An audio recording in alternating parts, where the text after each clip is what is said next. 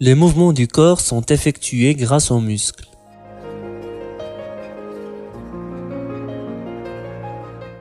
En se contractant, le muscle se réduit en longueur et arrive ainsi à rapprocher les deux os sur lesquels il est inséré.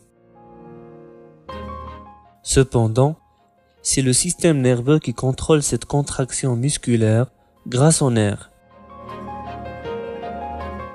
Chaque nerf contient des milliers de fibres nerveuses organisées en prolongement dendritique où cheminent les informations sensitivo-sensorielles et les axones qui véhiculent les influx moteurs. Chaque motoneurone innerve plusieurs fibres musculaires. Cette association définit ce qu'on appelle une unité motrice. En général, moins il y a de fibres musculaires dans une unité motrice, plus le mouvement est précis.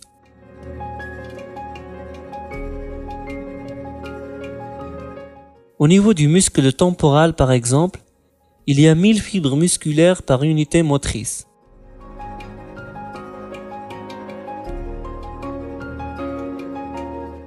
Alors qu'au niveau des muscles oculaires externes, il n'y en a que 5, ce qui témoigne du degré de précision des mouvements de l'œil.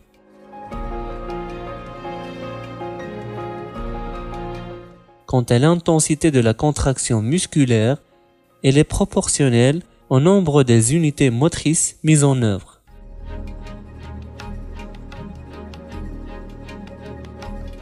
Un motoneurone donne plusieurs terminaisons s'éparpillant parfois sur toute l'épaisseur d'un muscle.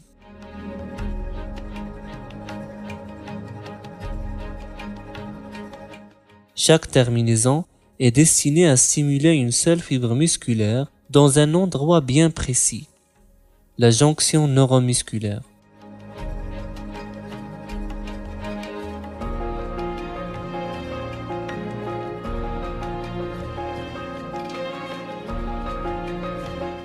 Juste avant la terminaison axonale, le motoneurone perd sa gaine de myéline et forme un bouton terminal.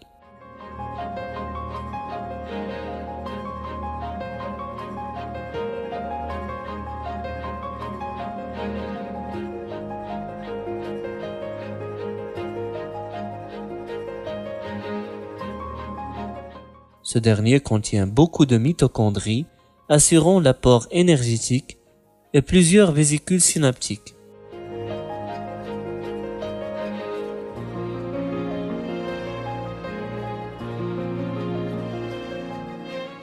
Chaque vésicule renferme environ 10 000 molécules d'acétylcholine, le neurotransmetteur exclusif de la jonction neuromusculaire.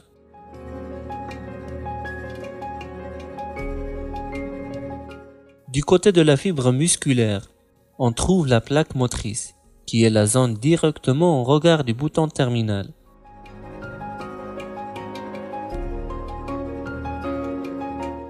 La plaque motrice, épaisse et électriquement non excitable, forme des replis jonctionnels qui augmentent le volume de la fente synaptique.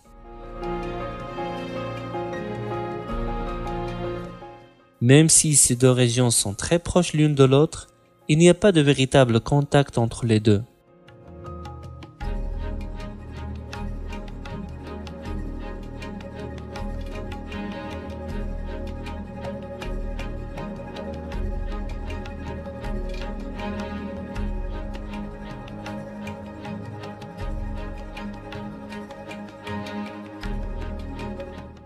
Une fois arrivé à la terminaison nerveuse, l'influx moteur provoque l'ouverture des canaux calciques, ce qui déclenche une entrée massive des ions de calcium à l'intérieur de la cellule.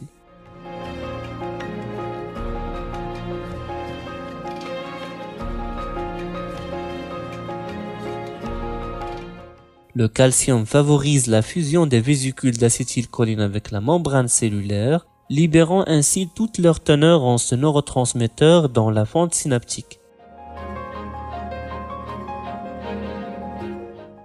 Les molécules d'acétylcholine diffusent alors de l'autre côté aux récepteurs cholinergiques accumulés essentiellement au niveau des replis.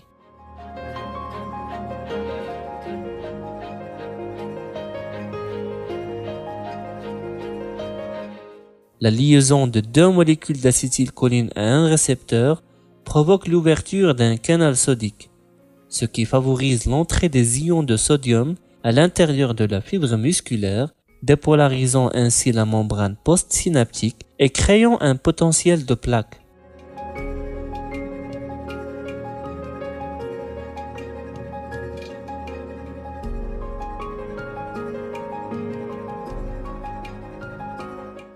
En fonction du nombre des récepteurs activés, ce potentiel peut dépasser une valeur seuil et déclencher un potentiel d'action musculaire qui va diffuser vers l'ensemble de la membrane musculaire et provoquer une contraction de la myofibrille.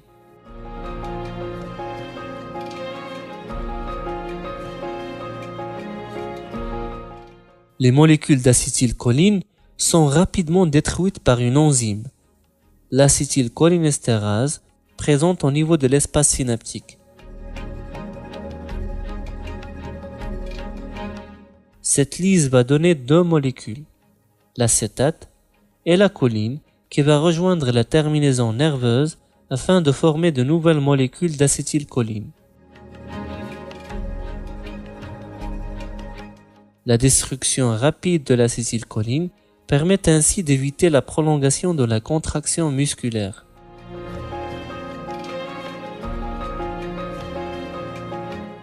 Il peut y avoir une libération minime d'acétylcholine par exocytose spontanée dans l'espace synaptique, en dehors de toute stimulation nerveuse. Cependant, le nombre de récepteurs ainsi activés est loin de déclencher un potentiel d'action musculaire.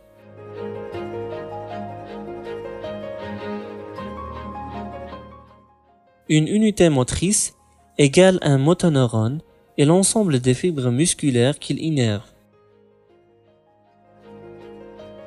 La transmission neuromusculaire se fait au niveau de la jonction neuromusculaire qui comporte un bouton terminal, élément nerveux, et une plaque motrice, élément musculaire.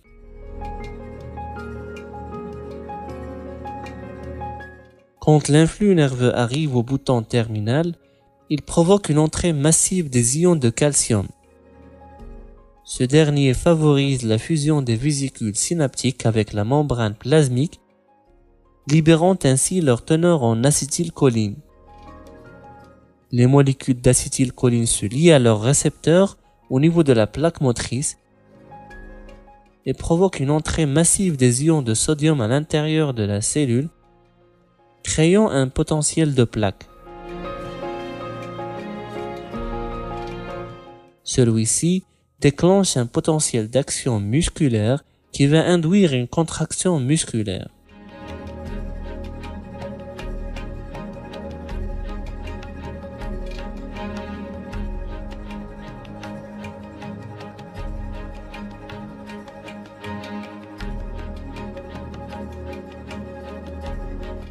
Les molécules d'acétylcholine sont rapidement dégradées par l'acétylcholinestérase, évitant ainsi la prolongation de la contraction musculaire.